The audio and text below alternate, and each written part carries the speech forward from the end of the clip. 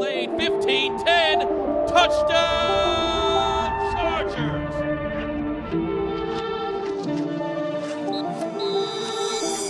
Hey everybody, welcome into a Week 1 edition of Chargers Weekly. Year 7 of the podcast commencing here. As always, joined by Matt Money Smith. Buddy, all the speculation, all the talk about the draft, the combine, training camp, it's over. This is where the meat of the podcast really starts against the Miami Dolphins, Week 1. I know you're prepping. You're getting ready for this huge kickoff. Your initial thoughts, my man? I don't think we could ask for a better opponent in Week 1. You know, you think as we record this, it's Thursday morning. You got a heck of a Thursday nighter. Let's go Lions. You know, Lions-Chiefs tonight. And this was, I just think back to last year. And remember, this game was back-to-back with San Francisco. And it was coming off. They were just, the Chargers were ravaged by injury. And I remember walking the halls of Levi's Stadium. You know, there's just, it's a giant press box at Levi's, and everybody to an individual was talking about what a bloodbath this was going to be. This could end up being one of the worst Sunday night football games. The Chargers are absolutely decimated by injuries. The 49ers have been humming with Christian McCaffrey. You know, they look like an absolute buzzsaw that's going to make it to the Super Bowl. And then, of course, you know, the way it turned out, they got a lead at the half. They can't run the ball. Brilliant bit of defensive scheming by Brandon Staley. And unfortunately, you lose 3 defensive linemen in that game. You're down to 3 defensive linemen in that game. And ultimately, attrition took its toll. They lose. Well, then that carried over to the Miami game. Let's not forget. Then we're walking the halls of SoFi and everybody's saying the same thing. Oh, another primetime game, bloodbath, Tyreek Hill and Jalen Waddle, and it's going to be humiliating. They don't have anyone. And again, brilliant bit of defensive scheming from Brandon Staley. Josh Sear-Taylor comes up big. Herbert has a monster game. Tua has the worst game of his career, and the Chargers get out with a win. And I set that as the backdrop because I believe there is scar tissue there from these Dolphins, that this is a very important game for them, that, you know, for Mike McDaniel, who's supposed to be, and is, I mean, legitimately a great play caller, a great offensive coach, that there's some scar tissue there, and they are going to come out, you know, with their hair on fire. And I have no doubt that the Chargers defense is like, hey, that wasn't a fluke. You know, we were all busted up last year, and that's what our defense should have looked like week in and week out, and we're going to prove it and set the tone for the league the rest of the season. So I absolutely love that this is our opener where you have 2 teams that are coming out swinging haymakers because they want to prove a point and set the tone for the season in this first game. If you guys remember, that was the game I think Keenan and Mike came back, and that was really the catalyst for getting to the postseason. The game plan by Brandon Staley. And if you remember, I feel like that game could have gone another way had Alohi Gilman not gotten his fingertips on a football on the first play from scrimmage. It was going to be a short touchdown. Tyreek Hill bomb. Alohi's kind of set the tone with a big play from the beginning. I found it to be a curious game plan by the Miami Dolphins. I think they ran the ball maybe 3 times out of their first 16 or 17 plays. They were gung-ho on throwing the ball with Tua. It did not work out. And, of course, you saw Keenan and Mike back with Justin. Justin threw for 376 yards, one of his best games of his career. But Brandon Staley said it, I believe, on Wednesday, Money, that this is going to be a completely different ball game. Completely different players. Yeah. You got Vic Fangio now running the defense. You have Ronaldo Hill, who's over with Vic in Miami, and you know we know that Ronaldo knows Brandon Staley and vice versa. So there's going to be a chess match, especially I think at the beginning of this game. Brandon Staley made it very clear that they're going to have to adjust in game to what Vic does on defense, and of course Mike McDaniel and company have a blueprint of what Brandon Staley did last year. So it's a fascinating matchup because these are 2 teams that I think have high expectations, Super Bowl expectations, and what a statement win it could be for either team to start 1-0 against a team that you're probably going to have a tiebreaker against at some point once we get to January. It's a great point, and I think you're already talking about it because of how stacked the AFC is. Yeah. How big this game is from a tie-breaking standpoint. The Dolphins are in a division that has been dominated by the Bills the last couple seasons, right? And they look to have the best stacked. Look, Miami top to bottom might be better in terms of entire roster construction, but when you got Josh Allen, that changes the calculus. So they're contending with the Bills for the division and might be thinking about that wild card. Of course, the Chargers have got to figure out a way to knock off the Chiefs, who have dominated this division for 5 straight years, and really, 8 of the last 10 years. So if you're talking about a wild card, this is a big one, a huge tiebreaker to have, especially, because it's a home game for the Chargers. It's tough to win on the road, no matter who your opponent is. It's very hard to go on the road and win because, all things being equal, teams are pretty good, turns out, in the NFL. No matter what you think their record's going to be, games rarely are blowouts. So this is a big game from that standpoint. You brought up that's why I think Coach Staley, when he was asked about, what can you just do what you did last year? He's like, look, this is going to look different because you said it. They barely ran the ball. This is a team. What was Mike McDaniel's, what was he? He was the special sauce in the run game for Kyle Shanahan. That's why I never want to let him go and turn him down for all those OC and made him an OC so he wouldn't get snatched from him. So he comes out and I think they ran the ball, 19 times in the entire game? You mentioned 3 times in the first 3 series. Now, look, Brandon Staley did a great job, and the defense did a great job of shutting that run down. When they tried to run it, they did not have a lot going until the second half. But I do believe they're going to test this Chargers run defense and say, hey, this is a team that has been bad against the run the last 2 seasons. Let's see if they fixed it. Let's see if it's really health, or are there issues? Because the personnel's the same for the most part. Will there continue to be underlying issues? It didn't make sense that. And we talked about this, I think it was either last week or the week before, right? Where every now and then you get a little bit of coaching hubris of, oh no, we're gonna make this about Tua and Herbert, and we're gonna see who outduels the other, and we're gonna prove a point. And it's like, just go win the game. And I think you're probably gonna see a lot of Mostert. Wilson's no longer on the team. He was the better runner of the two in that first game. So it'll be interesting to see if they adjust their attack and aren't so hell-bent on proving that Tua is every bit as good, in prime time, that Tua is every bit as good as his quarterback rating suggested and what he was putting together up to that point. And I'm thankful that they did because, Coach Staley was ready for him. The Charger defense was ready for him. And I do think it'll look different. And you know what? That goes for the Chargers as well. Chris, you mentioned Keenan, who had 12 receptions in the game. It was probably Mike Williams' best game. Right, it was the most yards with a touchdown that he had. It was his highest yards per catch. I think it was nearly 20 yards per catch in that game. So when you had the 2 of them out there, you don't have Jalen Ramsey in this one. So that obviously is a benefit. And on top of that, you got Austin Eckler, who had a touchdown, but I think he only rushed for about 3.5 per clip. So I think that's going to be a different look as well with Kellen Moore. You're going to see a lot more attention to the run, Rashawn Slater. I mean, we can go on forever of how much different this is going to look. So I think it starts with these coordinators, right? You have Kellen Moore and Vic Fangio enter the picture. They weren't in the picture in Week 14. What is this Kellen Moore offense going to look like, Money? I think fans want to believe that they're going to score 35 points on Sunday and win 35-31, whatever it is.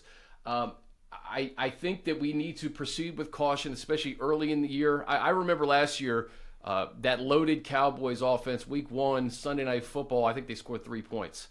Dak Prescott got hurt, and they got the train back on the tracks. But I don't know what to expect, honestly. Like I think we keep saying bombs away, bombs away. I do think you're going to see a healthy dose of the running game. And I think like the deep X factors in this game are like those backup running backs, like Spiller and Kelly and A-Chain. These 2 Texas A&M young running backs, like how are they going to play a role in this game potentially? But I think for all the bombs away in the offense, like are they going to score a ton of points? I think we need to maybe pump the brakes because we have no idea what it's going to look like and how long it's going to take to really gel. Because keep in mind, none of these starters played in the preseason. I mean, really, the only thing that we have to go off of is practice and a pair of joint practices against the New Orleans Saints. So how is that going to factor into Week 1? Like, how crisp are you really going to be? How crisp are you even possibly capable of being? I think the good news for the Chargers is they've been practicing every day against what we think is going to be one of the best offenses in the league. So even though those starters didn't play in the preseason against, for the most part, depth players on the opposing rosters, we didn't see a lot of starters out there in either of the in any three of the contests. So, saw it for one drive with the 49ers. So maybe you try to get the starters out there to get a look at that, but I don't think it would have made much of a difference. The key is that when your team is balanced, it makes such a big difference. When you don't just have this explosive offense that's going to outscore teams and you're going to have to outscore them 35-28 because your defense is lacking a little bit. That's where you've poured all your resources. It makes it tough to practice and prepare for a dominant defense when you ultimately face one. Well, Chargers have domination on both sides of the ball. I mean, we talked about it. Just the players they have on the defensive line with Eric Kendricks now at linebacker. My goodness, you want to talk about named a captain. You listen to the other players. We talked to Joey Bosa yesterday on the radio show, Petros and Money, and just listening to him talk about Eric Kendricks and how big of a difference he believes that's going to make. He's like, just the communication, the way he's got to set up. He's like, the defense is so dependent upon each other, especially when you start to get to the back end. He's like, he goes, this is going to be a big deal to have him back there and how that feels. So I think to be able to practice against that as good in this Miami defense, I mean, especially if Jalen was out there instead of Eli Apple, this is going to be one of the best defenses they face all season. Yeah. I truly believe that Jalen Phillips has got a chance to be the defensive player of the year. I think he is that good. You look at when I was putting my boards together, I want to pull it up because I don't want to shortchange him.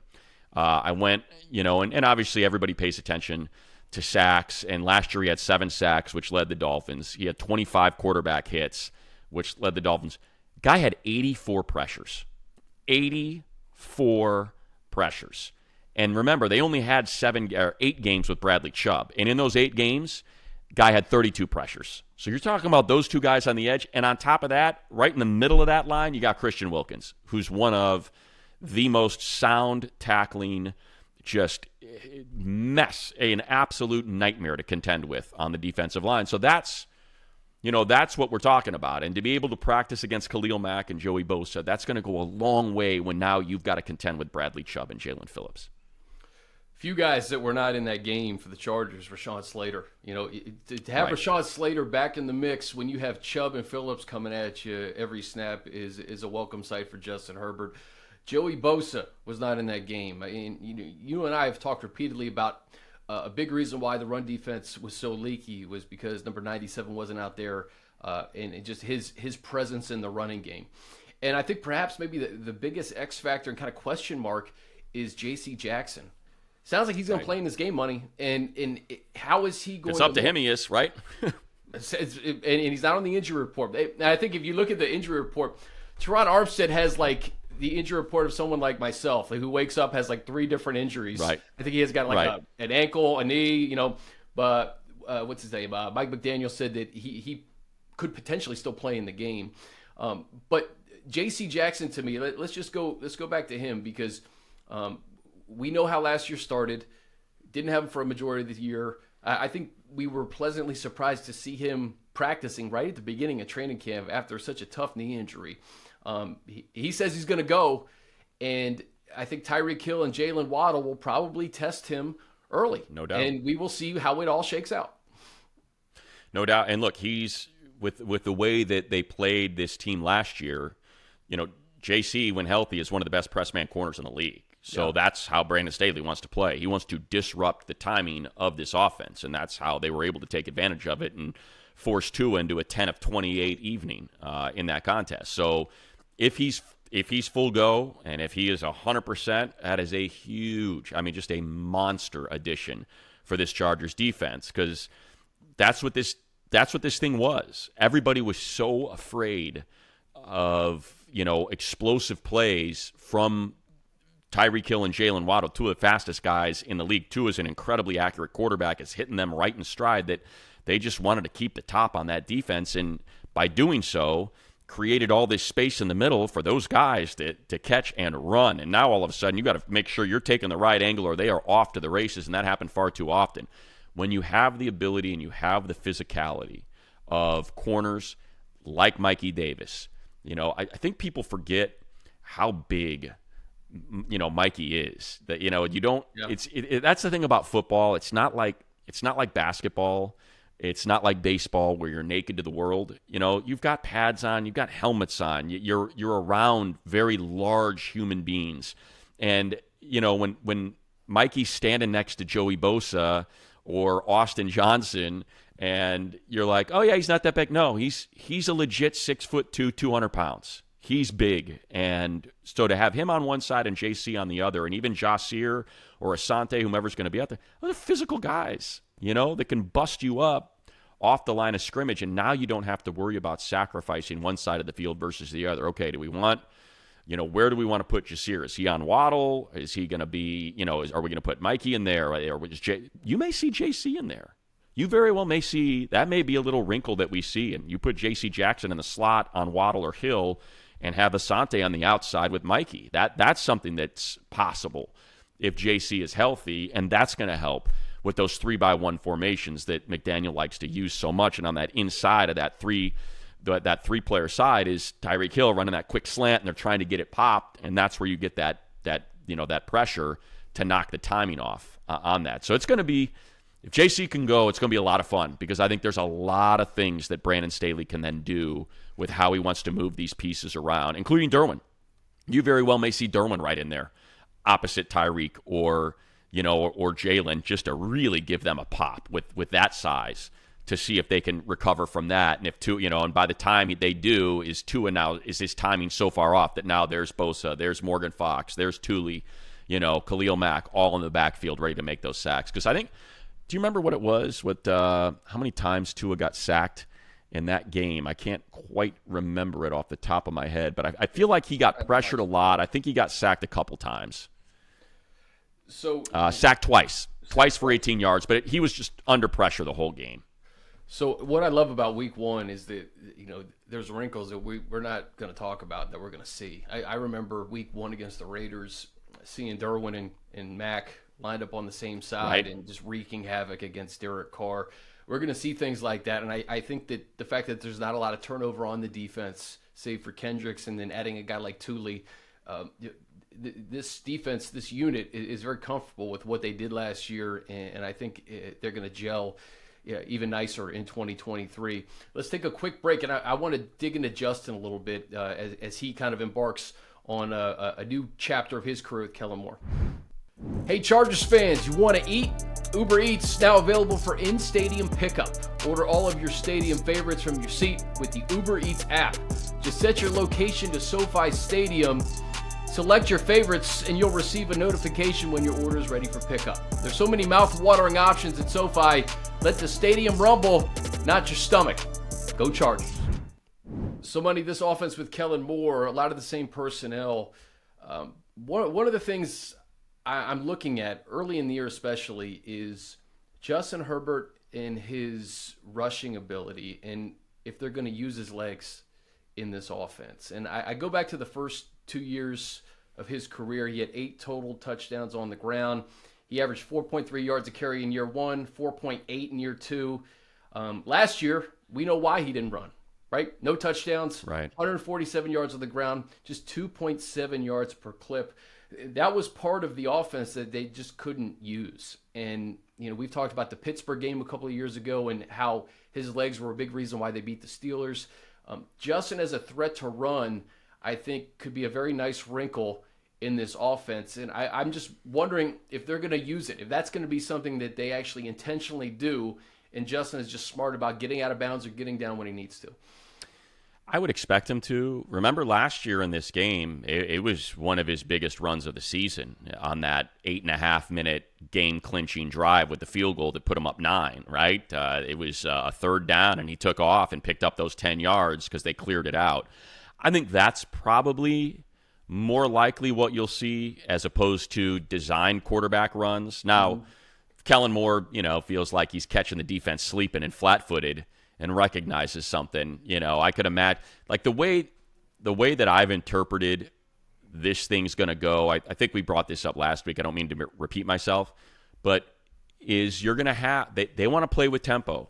You're going to have 4 or 5 plays. You're going to have a couple check with me's, and they want to roll. And so if Justin's got that in that bundle of plays, and it's, and we've said it, how smart he is. If he sees it, then you'll see that designed run, and he'll take it and get down, because we saw that with Dak, right? Dak, there was a lot of, quarterback run with Dak, and one of the reasons why it was top 5 offense year in and year out, because you sleep on that. That's how you make it even, right? It's 11 versus 11. Now you've got to count for the quarterback taking off, and that makes a big difference in what you ask a defense to do to slow you down.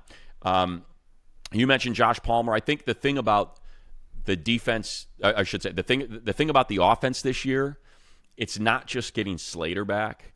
It's, whenever you talk to offensive line coaches, they tell you it's 5 fingers on a glove, right? And they've all got to work together. That's what the offensive line is. If one of those fingers is gone, it just kind of it eliminates what you're trying to accomplish.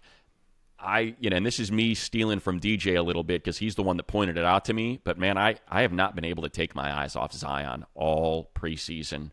It's going to be a big year for him. I mean, a big year. And to me, that side, and I, again, love Jamari and Trey. This has a chance to be the best offensive line in the league. I really believe that. With that from Corey to Zion to Slater, I think that left side of the line is going to be able to do some incredible work and just serious damage. You're talking about protecting Justin's blind side while he's dropping back to wait for those downfield routes to develop. And that was something, and I give him credit in the presser on Wednesday.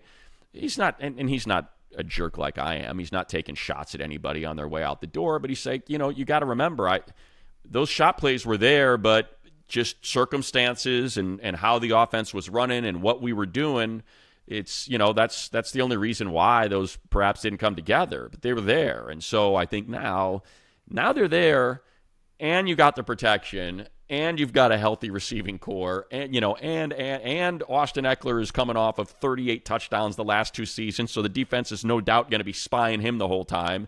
And it's all in week 1, it's all there for the taking. Yeah. Everybody's healthy. It is all there for the taking. And I mean, we didn't even mention, Q and what we might see from just those quick slants that he was so effective at TCU, getting the ball in his hands, 5 yards, just a quick in, and he's gone. Like that. That's another element that we just don't have, or we didn't have on this offense in previous seasons. That guy that's, the Tyreek Hill, the Jalen Waddle, just quick cut and go. And I'm anxious to see how that gets worked into this whole thing. How about Gerald Everett? I mean, right. He's totally forgotten about, because, the first 4 wide receivers that we mentioned is Keenan, Mike, Palmer, and Quentin. And how are they going to deploy Austin? Austin had all these dump-offs last year because they had nobody that could get the ball down the field. How is Austin going to look? Because we haven't seen him in a preseason game with Kellen Moore. Is he going to be more efficient with his touches? Are they going to use Kelly more as a runner and Austin as kind of a joker all around the field? I mean, there's so many questions that we're going to get some answers to on Sunday. And the test being this Dolphins defense that you mentioned, how do you think this Vic Fangio, Brandon Staley familiarity with each other is going to play out throughout the course of the game? I think it's all about adjustments. They know each other like the back of their hand. And obviously Vic has different personnel, say for Bradley Chubb, than he had in Denver. But a lot of really good players. You talked about Jalen Phillips maybe being the best. I think let's just go back to 2021, right? And what do you have when you look at those Bronco games? The second one, they smoked them, right? 34-13, but they lost 28-13. You go back to 2020 and you lose 31 they score 30 in that one. But then they win 19-16. And the point I'm getting, to me, Vic Fangio does a really good job against the Chargers, against Justin, who's, again, he got him a couple times, but and that's nothing against, it's not dinging Herbert at all. It's just Vic Fangio's a really good defensive coordinator. There's going to be it's a serious chess match, And I'm certainly happy that the guy taking snaps for the Chargers is one of the smartest quarterbacks in the league that just so happens to be the most physically gifted as well. Like that's the sort of thing you need to be able to overcome not only, Vic Fangio coordinating it, but I don't want to make it a name salad, but as I said, Bradley Chubb, Jalen Phillips, Christian Wilkins, Raekwon Davis is your nose tackle, big 350-pounder. Even Zach Sealer has been really good on the interior of that line, getting push. Xavier Howard, we know, has led the league in interceptions before. Javon Holland, former teammate of Herbert's, one of the best young safeties in the league. This is a really good roster defensively that Vic gets to work with. And we saw what he was able to do in Denver. Just didn't have a quarterback to balance it out. And ultimately, the defense would get worn out from being on the field too long. So now he's got an offense that can hum. He's got a defense that's super talented. It's going to be a challenge. Like this is going to be a really tough game to win. It's going to be a really good competitive game. These are two of the most talented rosters in the league, and I would not suspect to see anything but a brawl, a freaking street fight between these two teams. I hate to be like prisoner of the moment here, but we have the ability to look ahead. These guys are focused on Miami, but you look at the importance of this game. The next week you got to go to Tennessee against Mike Vrabel, a Mike Vrabel coach team on the road. The week after always that, great. You got to go to Minnesota. It's never easy to beat the Minnesota Vikings in Minnesota. They won 13 games last year. Then you come back for the Raiders. So this is a huge game. I'm not saying it's must win because it's week one and right. Anybody can say that. But the fact that it's against an opponent that you expect to be competing with for a playoff spot, that's a big deal. It's at home. That's a big deal. You got to go on the road against the Tennessee Titans, who I think everybody's kind of writing off because of what happened last year. They were decimated by injuries. Like Malik Willis was in the game for the Titans when the Chargers beat them at SoFi Stadium last year, and they barely beat them. It took a Mike Williams miracle catch to get them in field goal range to win it. So I don't want to be like, hey man, you have to win this game, but this is a big deal to start the year 1-0. There's going to be, All In is I think drops today. We're taping this on a Thursday. Today. They're going to have everything that happened at the end of last year at that Jacksonville game. And you could see on the faces of the players and coaches what that night meant to them and what this season means to them because of the experiences that they went through last year. So this is definitely a bounce back opportunity right at the beginning of the year to show that, hey, we're past what happened in Jacksonville. We're focused on 2023, and we're going to beat a good opponent at home to show you. It's a great point. Because we know that it dogs them. They don't like hearing about it. It was, it was 8 months ago. They're sick of talking about 27-0, but it happened, and it's going to be talked about as it's being talked about on every single 2023 preview show, no matter what channel you're watching it on. When the Chargers come up, the first thing that is discussed is they blew a 27-0 lead in the playoffs, and that's how their season ended. That's the year before. They lost to the Raiders in Week 18. Winner punches their ticket into the playoffs in the Chargers. There is no better way to stop that conversation than by, beating a team that a lot of people are picking to make the playoffs. Many people are picking them to win the division. Some people are picking them to go to the Super Bowl. They think it's that talented of a team. So you set the tone in Week 1 with a victory. I don't care if it's by 1 point or if it's by 100. You set the tone with a win, and that way, now people are talking about, well, this was a showdown between two teams that we could totally see contending for their division or winning the wild card, and now the Chargers have the win and the tiebreaker against Miami. That gives them a huge leg up in the AFC. That's the quickest way to end the conversation. It's been, we've been around Derwin long enough to know he's one of the best interviews on the team. There's an energy. He loves talking. I don't know if you've noticed, he's been different this preseason. He's been very short with his answers.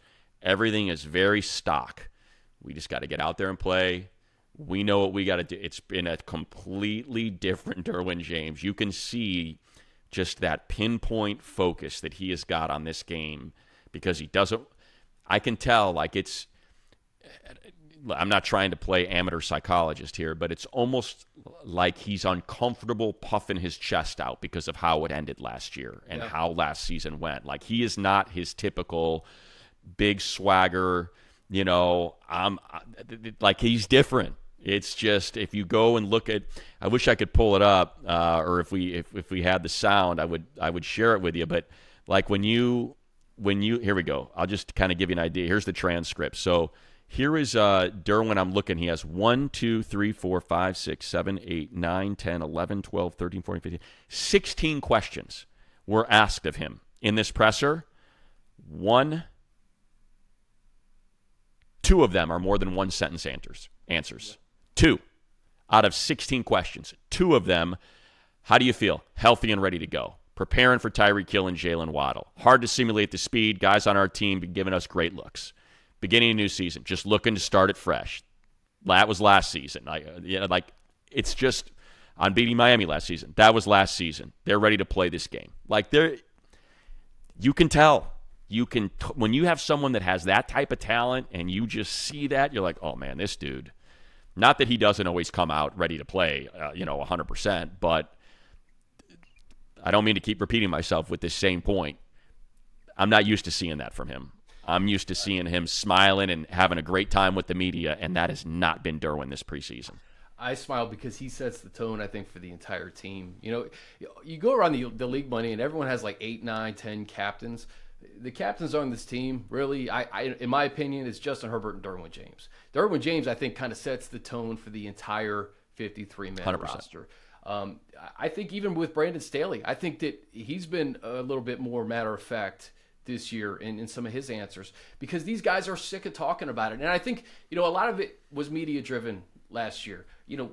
Super Bowl or bust. Look at all these new additions, Khalil Mack, all these different guys that they got that Brandon Staley had coached in the past that are going to help. J.C. Jackson. This year, it's more just, all right, you know what? Just show me. Show me on the field. I don't want to talk about going to the playoffs. I don't want to talk about winning the division. I don't want to talk about going to the Super Bowl. We have all the talent in the world. We have maybe the most talented roster in football, if you're just looking at the starters, right? I mean, there's a handful of teams that I think can say that they have arguably one of the most talented rosters of football. The Chargers are one of them. They don't want to talk about it anymore, and I don't think fans want them to talk about it anymore. They want to see it. They want to see it starting week 1, and I love the fact that Derwin James is setting the tone in this way, because frankly, we don't need to hear any cliche answers, or we don't need to hear anything beyond, let's just go win a football game. And I agree with you, Money. I've noticed that difference in Derwin. I think it's a good thing.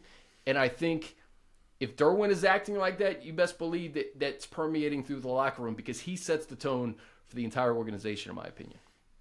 No doubt. There's, the Chargers have had it both ways, right? In the media, particularly in social media, which is what players tend to see because they're all on it. They don't have to turn on ESPN, they don't have to turn on Fox Sports 1, they don't have to turn on, Channel 2 to watch you and Jim talking about it. Like that's a destination. It's already in front of them on social media because they're on it. It's a way for them to expand their personalities and make money and expand their brand and do all of that. So they see it.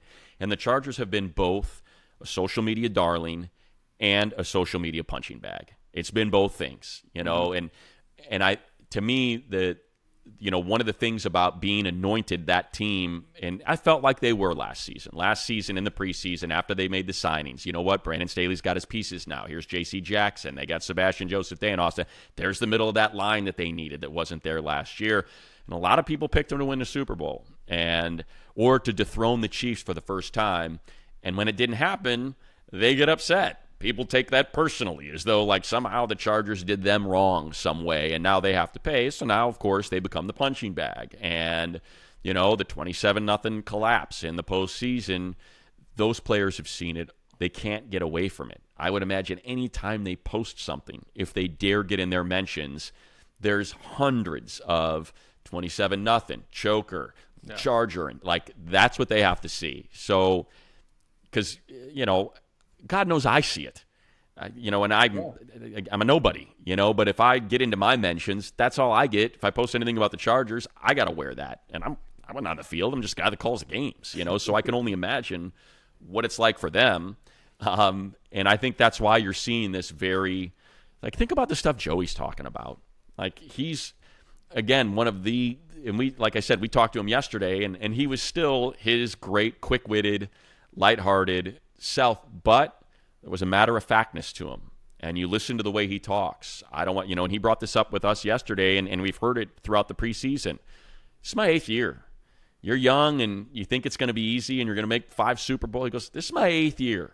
I got to get to and win a Super Bowl.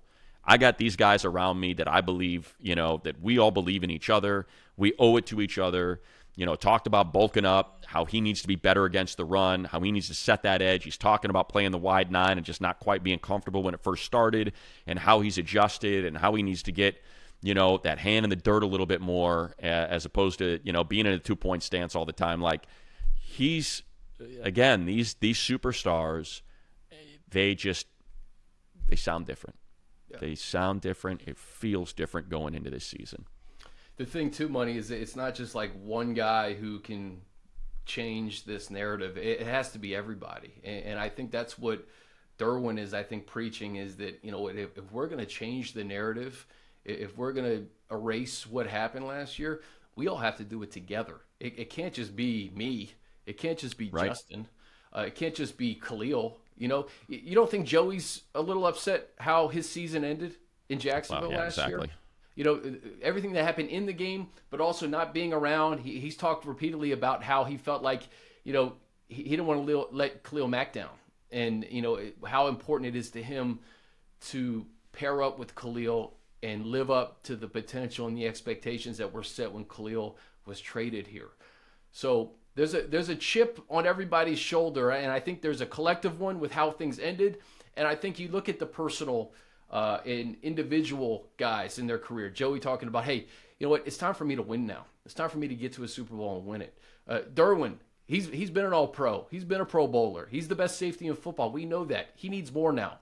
Brandon Staley, you win 9 games your first year, 10 your second. What now? Right? Time to go. Time to win a division. Time to get to a Super Bowl. Justin Herbert, you just got a ton of money. You're regarded as a top 5 quarterback in the league. Time to win. Everybody has something. Austin Eckler, you didn't get the money you wanted. You deserved it.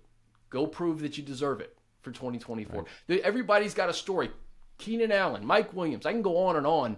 Guys who were injured. Rashawn Slater. You don't think Rashawn has something to prove this year? People forgot about him like he wasn't the best left tackle in football because he missed most of last year. So everybody has their own personal thing that they are trying to achieve this year, but I think the collective and really the fan base, Money, I think the biggest thing that I get from the fans is they're sick of hearing about it. They just want to see this team win and compete, and the fans are excited because they have a new offensive coordinator. They got a ton of personnel on offense that has the potential to be very explosive, and football is back. So I'm excited because the season's back, but also you see all the personal reasons why these guys are ticked off and ready to go in 2023. So, yeah, and look, I think to get beyond the, attitude and the approach and get into the, okay, that's, everybody wants to win, right? All these teams want to win, and they're all going to come in feeling that way. I think in terms of just the game and how they win, one of the interesting things, I want to make sure I give credit to the right. I feel like it was Popper that did the article on The Athletic about the defense the last couple days. And if it wasn't, I apologize to whoever it might have been. But they talked to Sebastian, Joseph Day, and kind of about being in this defense again. And he made a point that I've been making, and I sound like an apologist, and it's not me being an apologist. It's me pointing out the reason why this defense has not lived up to expectations is because of explosives. It's not that they get gashed play in and play out for 6 yards and 8 yards and 6 yards and 5 yards against the run. That's not what it is. It's and I think it was Sebastian Joseph Day that mentioned it. It's those 60-yard run against Houston. It's those plays that led to this run defense being ranked where it was. And look, you can't have those plays. That's how you lose games. I mean, you're giving up touchdowns on 60-yard runs. I'm not saying that the run defense is better than advertised because, play in and play out, they're stopping the run, and they are putting teams into some third and longs. Well, that wasn't happening that wasn't happening as much last year because of the injuries, specifically to Joey, when teams just started running at Kyle Van Noy relentlessly. And he was being asked to play a position that he wasn't comfortable playing. And it took him 5, 6, 8 weeks to figure it out before he was able to set that edge, to become a pass rusher. And we remember kind of that switch with Kyle and how much better he became when they went on that 4-game win streak toward the end of the season. So I think it's important to put everything in context. And I feel like that's what I'm most excited to watch, is we're going to look at a defensive line that is Mack, Johnson, Joseph Day, Bosa. We're going to look at a linebacking duo that's Kendricks and Kenneth Murray, and we are going to look at, hopefully, J.C. Jackson, Asante Samuel, and Mikey Davis as your corners, and Alohi and Derwin as your safeties. That's what's going to be out there. That's what's supposed to be out there. Those are guys that have been in this defense now long enough to be comfortable with, save Eric Kendricks, who, by all accounts, listening, as I said earlier in the pod, to the defensive players, everybody's very excited about being the leader, communication-wise, and getting it set up of this defense to make sure everybody is in their right spots. And I'm not going to say any names, but there were missed assignments last year. There were missed assignments, and that's how you end up with explosives. Bad angles, forgetting, that's right, he's handing off to me. This is my job. There's a lot of that on the back end of this defense. And it would get away from him last year, or when Joey went down, attacking that edge that wasn't Khalil Mack. How much better Kenneth Murray is this year, and how much more comfortable he is with Eric Kendricks next to him, getting him set up. There was a lot of that in that run game, where you're not quite where you're supposed to be, and that's how these things get away. It's what, it's one of the things that Joseph Day talked about in that article. He's like, he goes, here's the thing about this defense. Everybody's got to be on the same page, and when they are, it's music. It's beautiful, but it's harder to do. But if you can do it, that's how you end up as the number one defense in the league, like they were with Brandon Staley coordinating the Rams. And that's what they're looking forward to proving they can do this year. Danny Marcano sent this to me. Brandon Staley's 3-0 in Week 1 games as a head coach and a coordinator, so that bodes well. And right, there's a lot of great games. I think this is one of the marquee games, Money. Let's end it here. What do you think will decide this game? Not knowing anything. To me, it's defense. It's exactly what I just mentioned. It's preventing explosive plays, which against this particular team with Jalen Waddle and Tyreek Hill is not easy to do. But Waddle did nothing in the game last year, too, by the way. Right. 2 catches, I think, right? Yeah. And Tyreek Hill, of course, had the fumble return. He then had a touchdown in the second half as well. But and he should have had one on the first play that Tua missed him, But also, like you said, Alohi got his fingertips on it. I do think that this will be if the defense plays how we believe it can play, they'll win the game. I have full faith that the offense is going to be able to get something that is. I think the offense is going to hum. I really do believe that. To me, it's more of see, now I say that and I forget about Vic Fangio and just how good he is. But yeah, I still think I give, I still have that faith in Justin Herbert and that offense to overcome, even as good as Vic Fangio is and as talented as the players are that he's putting out there. I think the offense is going to score points. To me, it's defense. That's what it'll probably come down to. And I think it's going to be we talk about the myth of halftime adjustments, but just adjustments throughout the course of the game, especially in Week 1, because these both teams have months to prepare for this, so you don't know how somebody's going to come out. I think adjustments, and then also we talked about this months ago, but some of the things that plague the Chargers, getting off to a fast start, the slow starts in the third quarter. I want to see how those things change in 2023 with That's Kellen a Moore great calling one, plays. Chris. Because that was something that just really, this team was behind the 8 ball so many times in the first quarter, and then so slow to start a second half. So, if you score, let's say you score 17 points in the second quarter, can you sustain that in the second half and keep your foot on the gas?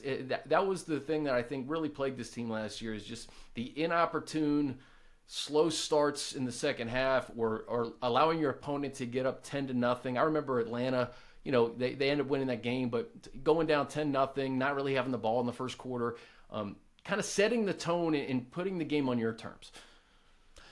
It's a great point. And it's funny you chose that path, right?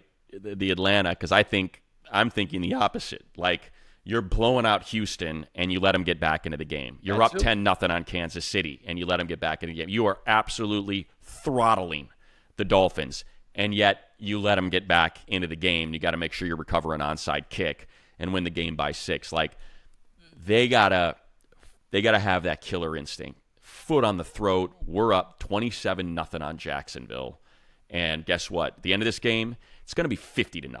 Yeah. It's not hang on. It's, continuing to just get after it and continuing to stay aggressive, not play the clock, play the opponent, and just keep doing what got you that lead in the first place. And have that's a great one. That's win the third quarter. Win the third quarter. Because that's just win the third quarter, because they've had way too many leads at the half that end up leading to losses. So go out there, win the third quarter. It's great. It's a great one. I think we've exhausted this thing, man. I'm excited. I'm excited for this season. Always excited doing this podcast with you. We'll have you cover next week, recapping this game and looking forward to Tennessee. But in the meantime, I got a quick plug, Chris, before you lock it out. I forgot. So we're posting this on Thursday. Lorenzo Neal and I, the great Charger fullback that blew open all those holes for LaDainian Tomlinson, we will be on Bally's West, I believe, moving forward. It's on tonight, at Thursday night. The time may move because a lot of it will depend on Angels baseball and live events and things like that might be on Bally's. But I believe it's right around 10 p.m. We're going to do a half hour every week, and it'll replay through the course of the weekend going into the game. But half hour, it's Believe Chargers with Lorenzo Neal this week. Brandon Staley going to join us, so you get the head coach talking a little bit of ball on Bally's West there. So if you have time, be sure to check that out. Beautiful. Hopefully we get Lo Neal on this podcast throughout the course of the season, too. He mentioned he wanted to, so for sure, it'd be great to have him moving forward. Yeah, no doubt. All right, guys. For Money, I'm Chris. This has been Chargers Weekly. Enjoy the game on Sunday.